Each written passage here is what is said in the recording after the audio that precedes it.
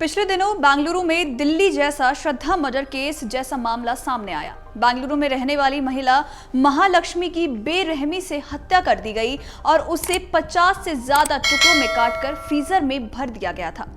Karnataka police की कई टीमें महालक्ष्मी की हत्या की सभी पहलुओं की जांच कर रही है, लेकिन बेंगलुरु में महालक्ष्मी हत्याकांड के जिस मुख्य आरोपी माना जा रहा था मुक्ति राजन, उसने अब आत्महत्या कर ली है। पुलिस के मुताबिक पकड़े जाने के डर से आरोपी ने एक कदम उठाया। आरोपी ने बुधवार को ओडिशा में खुदकुशी कर ली, पर जानकारी के मुताबिक महालक्ष्मी और मुक्ति करीब 6 महीने से रिलेशनशिप में थे।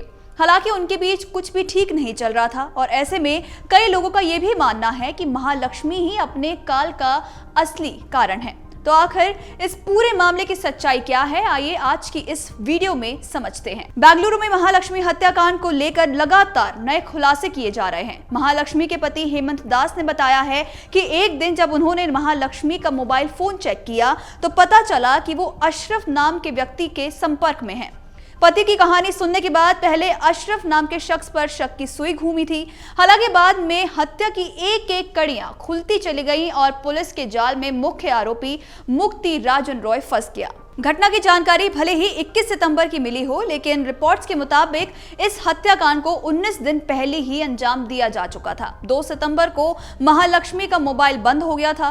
फ्रिज में महालक्ष्मी के शरीर के 50 से भी ज्यादा टुकड़े मिले थे। हत्याकांड को अंजाम देने वाले ने सबूतों को मिटाने की पूरी कोशिश भी की थी। फ्रिज से खून की एक बूंद के अलावा घर में खून के कोई भी धब्बे नहीं मिले। महालक्ष्मी का शव करीब 18 दिन तक फ्रिज में ही पड़ा रहा था। आरोपी ने धारदार हथियार से शव के 50 से ज्यादा टुकड़े किए थे।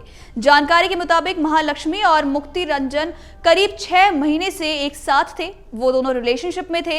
हालांकि उनके बीच कुछ भी ठीक नहीं चल रहा था। बता दें कि महालक्ष्मी पहले से ही शादीशुदा थी और अपने पति को छोड़कर अलग रह रही थी। मुक्ति और महालक्ष्मी के बीच भी अक्सर झगड़ा और मारपीट होती रहती थी। महालक्ष्मी व्याली कवर इलाके में एक रूम के फ्लैट में रहती थी और मुक्ति के साथ उसके झगड़े की बात आए दिन सामने आती थी। कई बार घर से निकलकर बाहर तक ड्रामा हो चुका था। माल्लेश्वरम पुलिस थाने में उनके झगड़े को लेकर शिकायत भी दर्ज की गई थी। एक अधिकारी का कहना है कि कई बार उनके झगड़े को सुलझाने की भी कोशिश की गई। 3 सितंबर की रात मुक्ति राजन महालक्ष्मी के फ्लैट पर पहुंचा था और महालक्ष्मी ने उससे शादी को लेकर कुछ बात कही। इसके बाद ही एक बार फिर दोनों के बीच बहस शुरू हो गई। यहाँ गौर करने वाली बात यह है कि महालक्ष्मी की शादी हेमंत दास से हुई थी और उसकी एक बेटी भी है। अशरफ नाम के युवक से अफेयर के शक में ही महालक्ष्मी और हेमंत सितंबर 2023 से ही अलग हो गए थे। मुक्ति राजन को पता था कि महालक्ष्मी की पहले भी शादी हो चुकी थी। वहीं जब मुक्ति से शादी के लिए कहती थी तो वो इनकार कर देता था। इसको लेकर कई बार मारपीट तक नौबत आ गई थी। एक अधिकारी के मुताबिक बात करें तो उनके बीच अक्सर झगड़ा हुआ करता था। एक बार मुक्ति ने महालक्ष्मी के फोन में किसी अन्य शख्स की तस्वीर देख ली थी। उसने महालक्ष्मी के व्यवहार को लेकर अपने छोटे भाई को भी बताया था। वो बेंगलुरु में ही रहता है।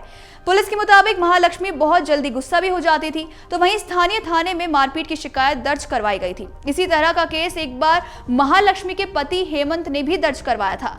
पति हेमंत ने कहा था कि महालक्ष्मी पैसे मांग रही थी। पैसे ना मिलने पर उसने पिटाई की। बता दें कि जांच में पता चला है कि यह हत्या 3 या 4 सितंबर की रात को हुआ था। झगड़े के बाद मुक्ति आपे से बाहर हो गया और उसने महालक्ष्मी की हत्या कर दी। वो रात भर शव के साथ ही रहा और सोचता रहा कि उसे कैसे ठिकाने लगाया जाए। इसके बाद उसने गूगल पर सर्च भी किया कि शव को ठिकाने कैसे लगाया जा सकता है। सीसीटीवी फुटेज से पता चलता है कि अगली सुबह यानी कि 4 सितंबर को मुक्ति बर्तन की दुकान पर जाता है और वहां से धारदार चाकू लेकर आता है। सीसीटीवी में उसे बर्तन की दुकान में जाते हुए भी देखा गया। हत्या के बाद राजन ने अपना फोन बंद कर दिया और उसका भाई भी मुक्ति राजन का नंबर मिलाता रहा, लेकिन कोई भी बात नहीं हो सकी। बाद में जब वो अपने भाई से मिला तो उसने हत्या के बारे में अपने भाई को सारी बातें बताई। मुक्ति राजन ने अपने भाई को भी कहीं जाने से मना कर दिया। उसने छोटे भाई से पैसे लिए और फिर उड़ीसा चला गया। पुलिस ने मुक्ति राजन का मोबाइल पश्चिम बंगाल में ट्रैक किया था और बाद में पता चला कि मोबाइल नंबर उड़ीसा में एक्टिव है। पुलिस को यह भी पता चला कि मुक्ति ने अपने भाई के सामने जुर्म कबूल किया था। इसी बीच आपको यह भी बता दें कि 25 सितंबर को मुक्ति राजन ने उड़ीसा के भद्रक जिले में अपने घर के पास ही खुदकुशी कर ली। उसका शव पेड़ से लटकता हुआ पाया गया था। वो अपने एक दोस्त की बाइक लेकर वहां निकला था। मुक्ति राजन ने सुसाइड नोट में हत्या की बात भी कबूल की थी। अब पुलिस के सामने सवाल ये है कि जिस आरोपी ने बेंगलुरु में महालक्ष्मी की जान ली और उड़ीसा भाग गया, उसने अब आत्महत्या कर ली है। उसने ये जानकर फांसी लगा ली कि पुलिस उसके जुर्म की जांच कर रही है। फिलहाल जिस हत्यारे को हत्या की वजह बतानी थी, अब उसकी मौत हो चुकी है और पूरे बेंगलुरु को हिलाकर रख देने वाली इस हत्या की वजह फिलहाल रहस्य ही बनी हुई है। अगर आप ये वीडियो YouTube पर देख रहे हैं तो हमारे चैनल को सब्सक्राइब कर बेल आइकन दबाएं और Facebook पर देख रहे हैं तो हमारे पेज को लाइक करें। 8 मिलियन प्लस सब्सक्राइबर, आपके इस भरोसे के लिए बहुत धन्यवाद।